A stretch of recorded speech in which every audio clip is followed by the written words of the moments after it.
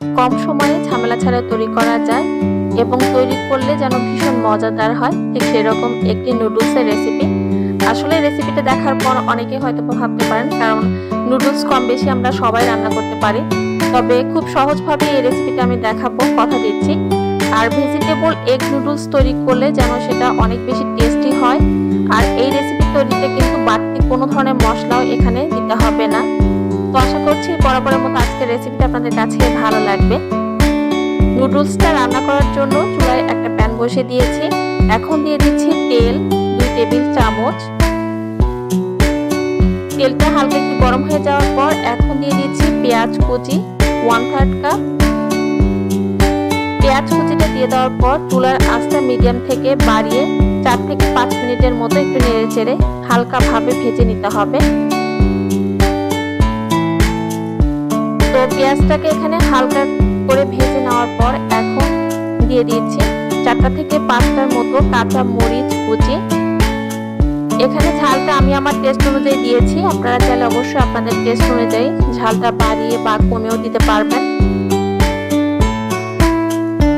মরিচ কুচিটা দিয়ে দেওয়ার পর 1 মিনিটের মতো একটু ভেজে নিচ্ছি।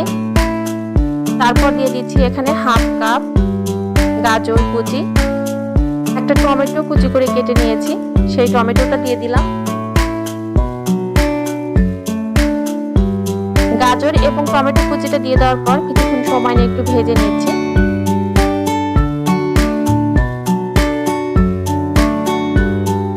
তো গাজর, টমেটো, পেঁয়াজ একসঙ্গে নেড়েচেড়ে ভেজে নেওয়ার পর এখন দিয়ে দিচ্ছি স্বাদ মতো কিছুটা লবণ।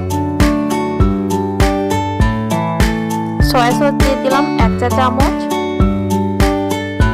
টমেটো কেচাপ দিয়ে দিলাম এখানে 1 টেবিল চামচ। তারপর সবকিছু আবার একটু নেড়েচেড়ে ভেজে নিচ্ছি। আর চুলার আঁচটা এই পর্যায়ে মিডিয়াম থেকে একটু বাড়ানো আছে। আর এই পদ্ধতিতে নুডলসটা রান্না করার সময় অবশ্যই চেষ্টা করবেন এখানে সয়া সস এবং টমেটো কেচাপটা দিতে,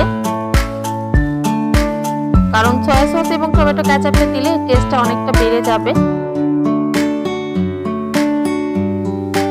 এখন দিয়ে দিচ্ছি 1 প্যাকেট নুডলস আর 1 থেকে 1.5 মিনিটের মতো একটু ভেজে নিচ্ছি সবজিটার সঙ্গে। এই পদ্ধতিতে নুডলস তৈরি করতে গেলে শুধুমাত্র যে গাজর দিতে হবে তেমন কিন্তু না, আপনারা কিন্তু যারা আপনাদের পছন্দ মতো অন্য কোনো সবজি এখানে দিতে পারেন।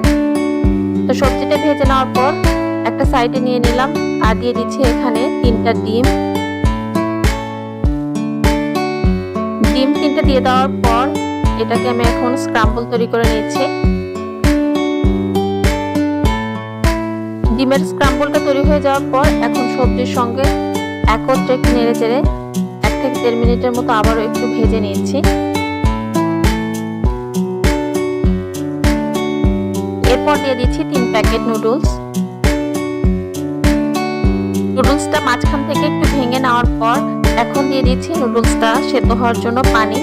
এখানে পানি দিচ্ছি 3 কাপ, অর্থাৎ 3 প্যাকেট নুডলসের জন্য 3 কাপ পানি এখানে দিতে হবে। 1 প্যাকেট নুডলস রান্না করলে সেক্ষেত্রে 1 কাপ পানি দিতে হবে। পানিটা দিয়ে দেওয়ার পর এখন ঢাকনা দিয়ে ঢেকে চুলার আঁচটা মিডিয়াম থেকে বাড়িয়ে একটু জাল করে নিব। 5 মিনিট এটা জাল করে নেওয়ার পর ঢাকনাটা খুলে একটু নুডলসটা সবজির সঙ্গে ভালোভাবে একটু নেড়েচেড়ে মিশিয়ে নিচ্ছি। আর এই পদ্ধতিতে নুডলসটা রান্না করার জন্য কিন্তু পানির পরিমাপটা খুবই গুরুত্বপূর্ণ, কারণ পানি যদি বেশি হয়ে যায় সেক্ষেত্রে কিন্তু নুডলসটা বেশি সেদ্ধ হয়ে গিয়ে অনেক নরম হয়ে যাবে। তো সেটাও কিন্তু মাথায় রাখতে হবে। সবশেষে দিয়ে দিচ্ছি এখানে 1/3 কাপ মটরশুঁটি।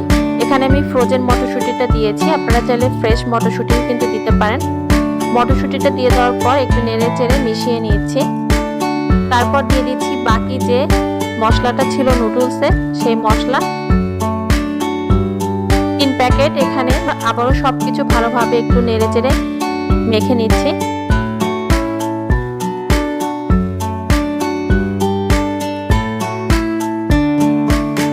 তো নুডলস রান্নাটা আমার প্রায় শেষের দিকে। সবশেষে এটা চুলা থেকে নামানোর আগে দিয়ে দিচ্ছি সামান্য পরিমাণে ধনিয়া পাতা কুচি। এই পদ্ধতিতে নুডলস রান্না করলে চেষ্টা করবেন অবশ্যই এখানে ধনিয়া পাতা কুচিটা দিতে, কারণ ধনিয়া পাতা কুচিটা দেওয়ার কারণে কিন্তু এর টেস্ট আরো বেড়ে যাবে। ধনিয়া পাতা কুচিটা দিয়ে দেওয়ার পর 2 থেকে 3 মিনিট একটু নেড়ে চেড়ে মিশিয়ে এটা আমি চুলা থেকে নামিয়ে নিব। দেখুন এখানে নুডলসটা রান্না করার জন্য কিন্তু আগে থেকে সেদ্ধ করিনি, সরাসরি পানি দিয়ে কিন্তু পুরো রান্নাটা আমি করেছি। তারপরে কিন্তু নুডলসটা অনেক বেশি ঝরঝরে হয়েছে। চুলা থেকে নামিয়ে একটা সার্ভিং প্লেটে আমি নুডলসটা নিয়ে নিয়েছি। চেষ্টা করেছি ঝামেলা ছাড়া খুব সহজভাবে ভেজিটেবল এগ নুডলসের আজকের এই রেসিপিটি দেখানোর জন্য। আশা করছি রেসিপিটি ভালো লেগেছে। যদি রেসিপিটি ভালো লাগে তাহলে প্লিজ ভিডিওটি শেয়ার করার অনুরোধ রইল। পরবর্তী রেসিপি দেখার আমন্ত্রণ জানিয়ে আজ এখানে বিদায় নিচ্ছি। সবাই ভালো থাকবেন, সুস্থ থাকবেন আর আমাদের সবার জন্য দোয়া করবেন। আল্লাহ হাফেজ।